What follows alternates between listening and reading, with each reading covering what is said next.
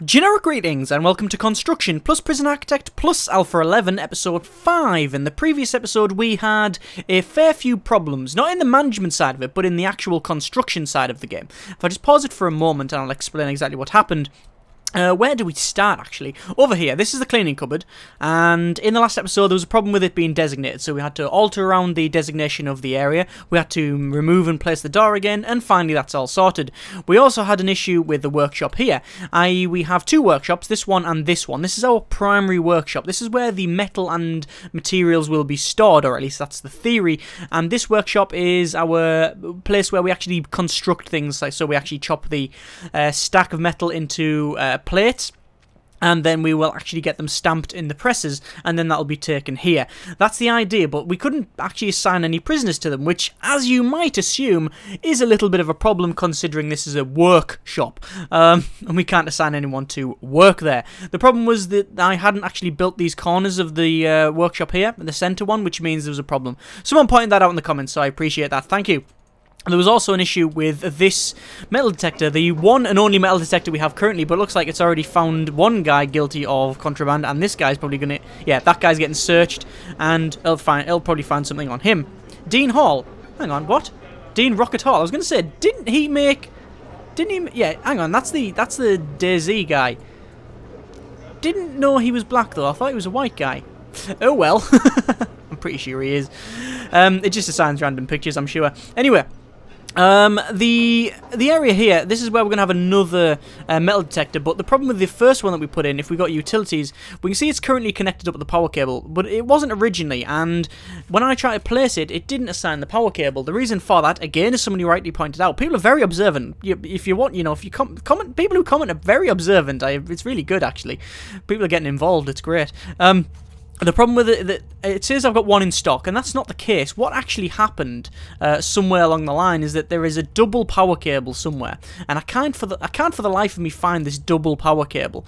But there is a power cable that has been placed twice along this line somewhere, because of that, it's not classed as running power, and it's class as being in stock. It is just a glitch. It's a bug. Oh, come on, Alpha Gamers Alpha and all that.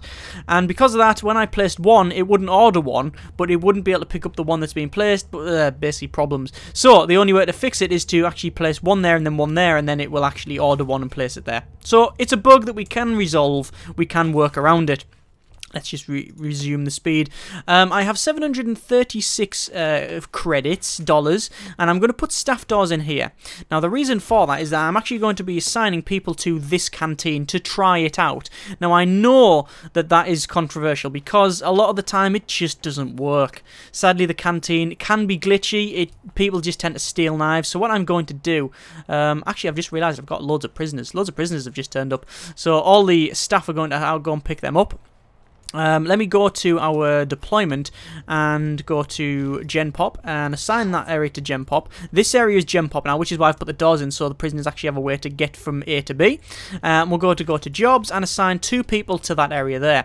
We're also going to make sure people are assigned there's a max amount of people assigned to the workshop, which is, and to the area here, which is our cleaning cupboard, and I'm going to assign 1 more to the laundry, and I'm going to assign 2 to this workshop in the center. Now, you may be thinking, what's that all about?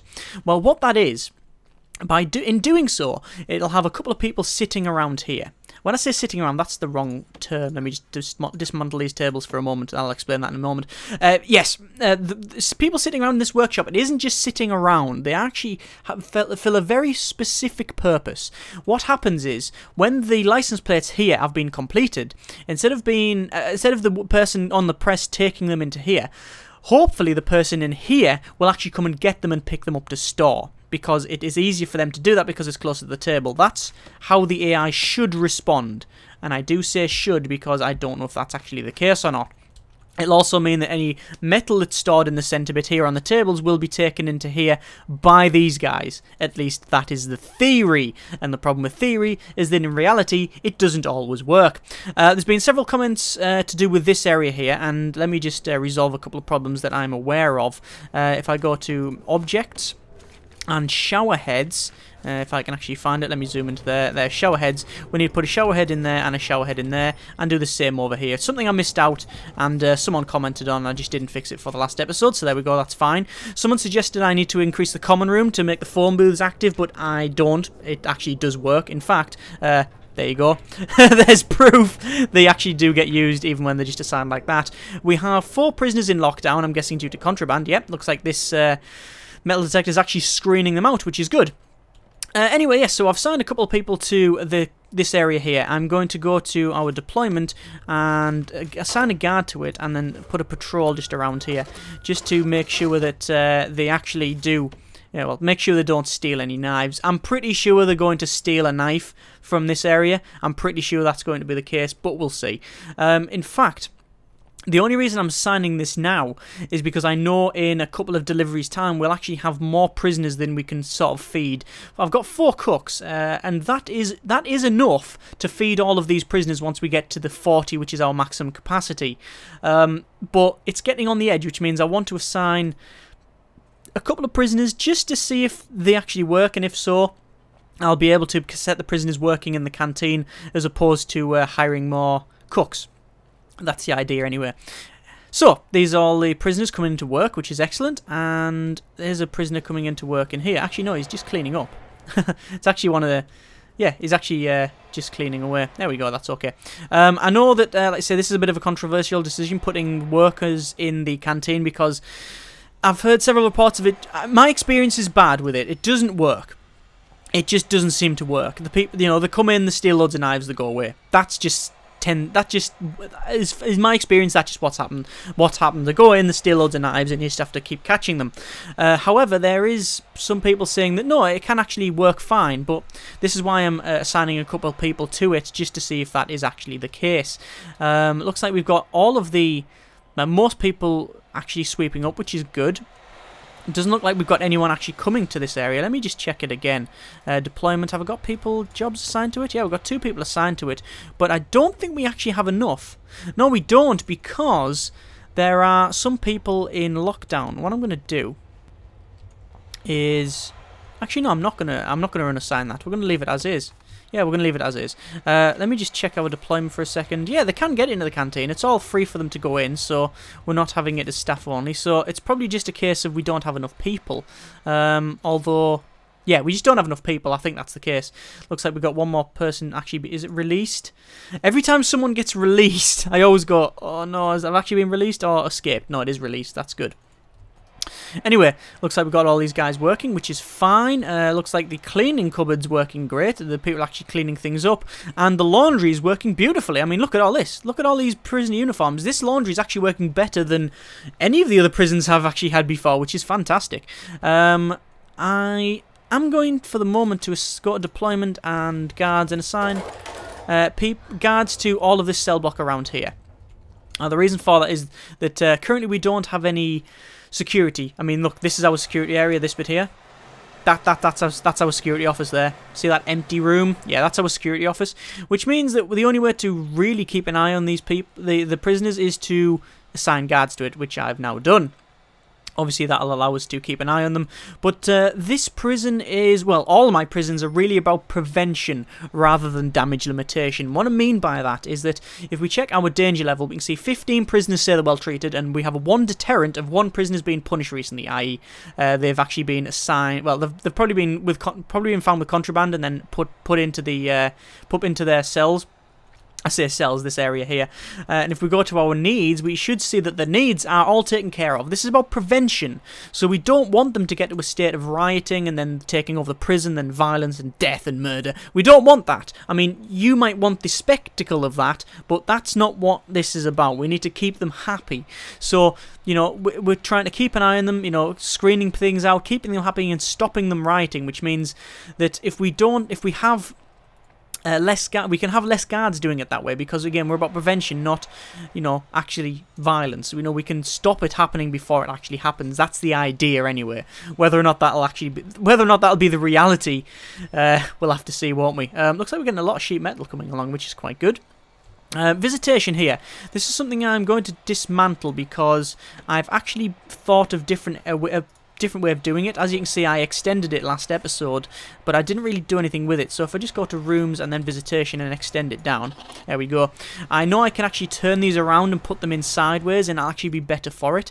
Actually, I'm actually dismantling this before, while there's people sitting there. I've never done that. I don't know what they'll do. Oh, they're just going to walk off. That's okay. There we go. Goodbye. And I'll open these doors for them. That's fine. Right. And once they've all been dismantled, I can then spin them around and put them in a different way. I can put them like that. Yeah, like that. And get 3 in here, and then 2 in there, and then 1 there, and then 1 there. And then if I want to put a door there, I can. However, I feel that it's probably not the best thing to do. There's all the tables put in. Perfect. And we'll just open these up to allow them to go in and out. There we go. Fine. Yeah, I don't think it's the best thing to do, put an entrance there, but we'll see. Oh, is this guy? Yeah, there we go. There's someone. Yeah, we got 2 people working. Excellent. And we've got a guard wandering around, and we'll see if these guys actually have knives on them shortly. But looks like they're working. I'm just hoping they don't try to steal knives. Like I say, the last time I did this, admittedly, it was Alpha 8? Alpha 7, Alpha 8? It was a couple of alphas ago, certainly. And I was very concerned that they might actually have implements. Well, I was very concerned that you know, everything's just followed on from there. I don't know whether it's something that is actually fixed or not. I really don't know. I don't know whether it's been fixed. Because originally in the low risk prison, I assigned people there, and they would just go in. They would hardly work, and they would just steal knives. That's all they would do. And then as soon as they came out, they had knives on them. That was the problem. Looks like, however. Looks like it's been resolved. Why is that guy working? Where's he going? Ah, he was going to go to the storeroom, but because it's staff only, he won't go there. That's why I've got that's why I'm still going to have some chefs, so they can actually, you know, take things from the storeroom. I'm not leaving that storeroom as Gen Pop. That's definitely going to be staff only. Going to keep it as is. Looks like so far that the prisoners are actually working okay, which is good. That's good. That's all right. And looks like we're getting a lot of metal placing around here, and a lot of things getting made. Let's just see if this guy actually does the thing I thought he would. Is that guy... If that guy's assigned... Oh, there we go. Right, that guy's walking out. He's probably going to go through that door. He's going to come in here. He's going to pick up that set of number plates, is he? Pick that up. And come back. There you go. There you go. That's the system that I was on about. Because this is the primary workshop, this is... I'll open the door manually for him.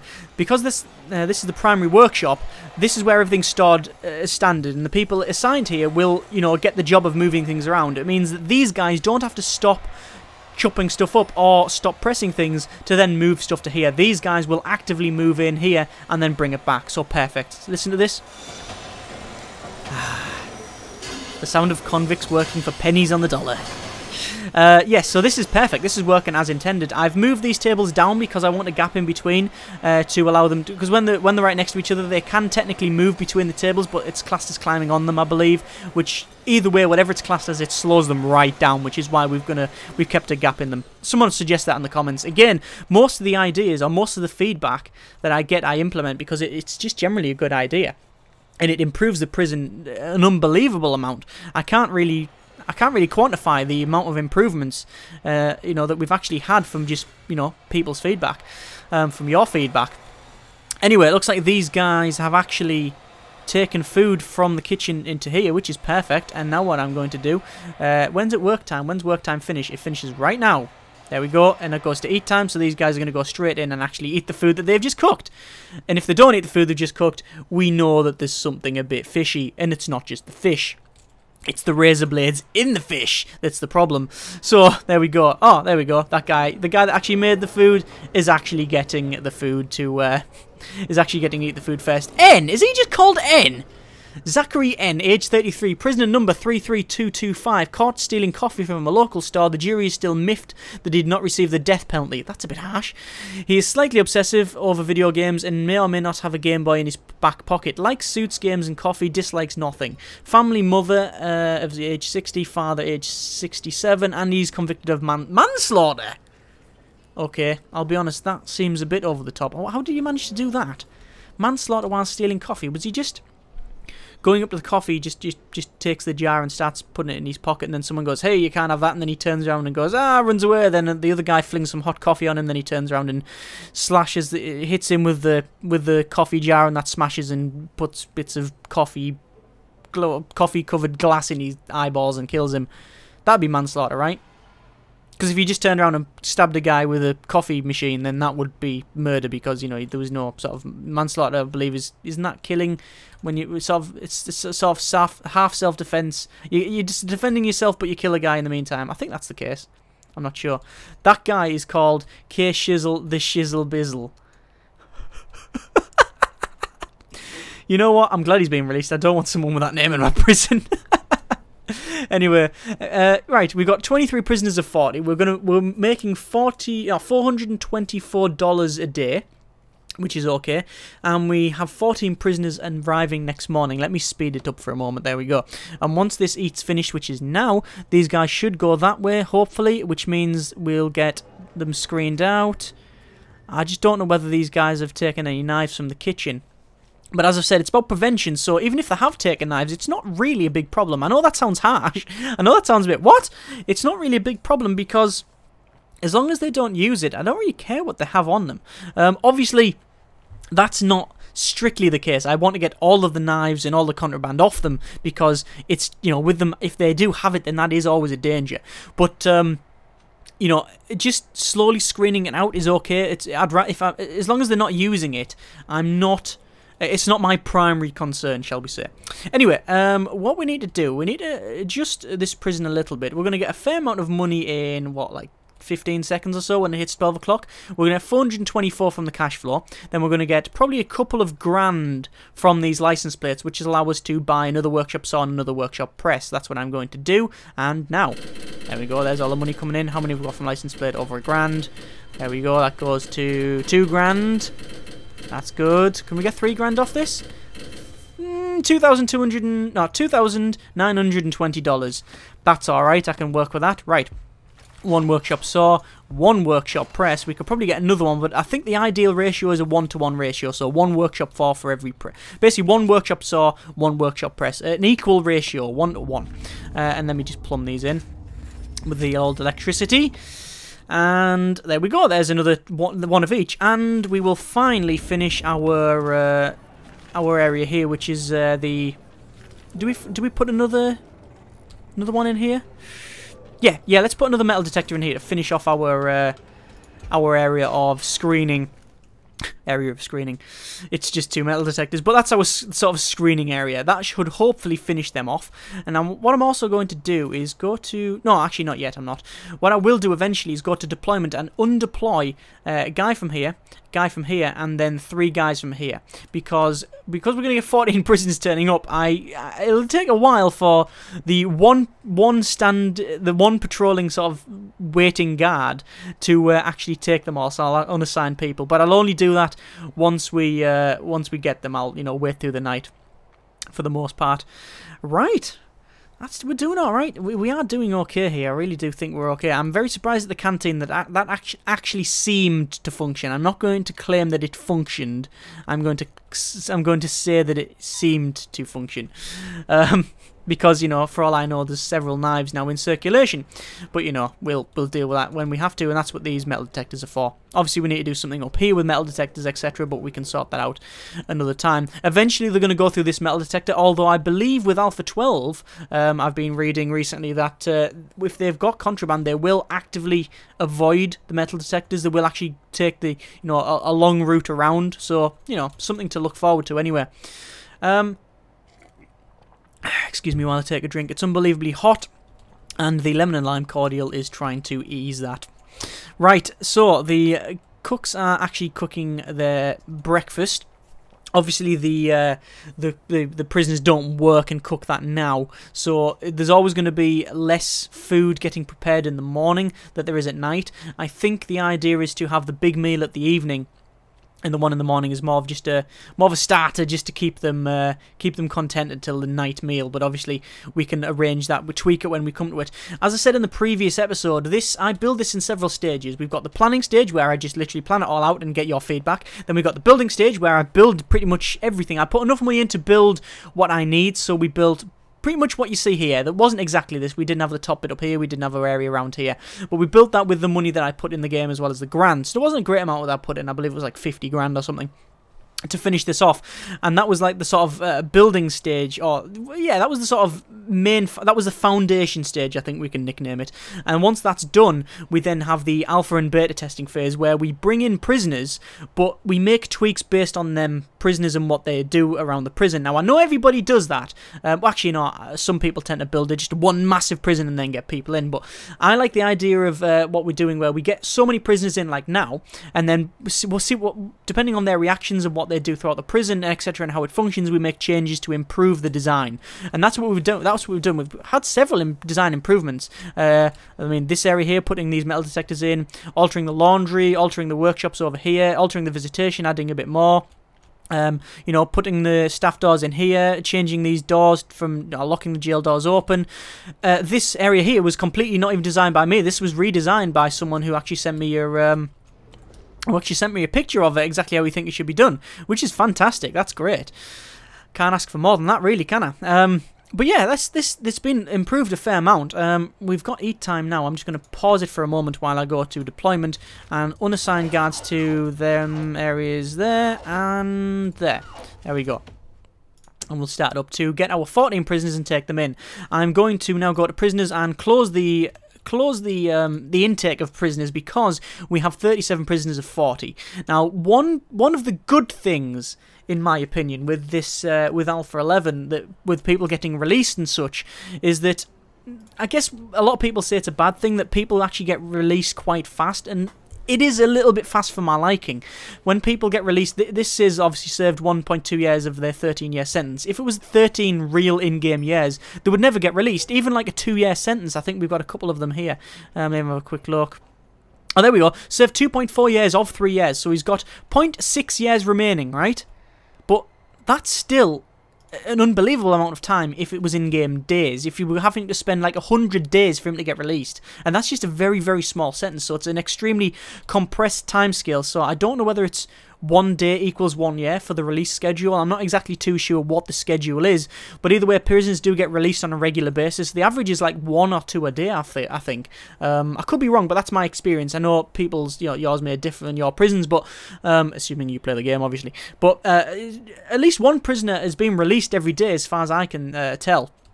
But that allows for that alleviates the problem of, for example, I've got 37 prisoners out of 40. If I open it up now, next day it's going to give me 8 prisoners, which is well over capacity. It means that we can wait until we've got, for example, if that's going to give me 8 the next time I open it, it means that I wait until, let's say, it's 32, then open prisoner intake, and then I'll get 8 next morning, which will fill it up. And then we can slowly open and close it depending on the prisoners that we get. That's one of the good things. That's one of the good things about it. That's what I like. Oh, there we go, contraband. Contraband.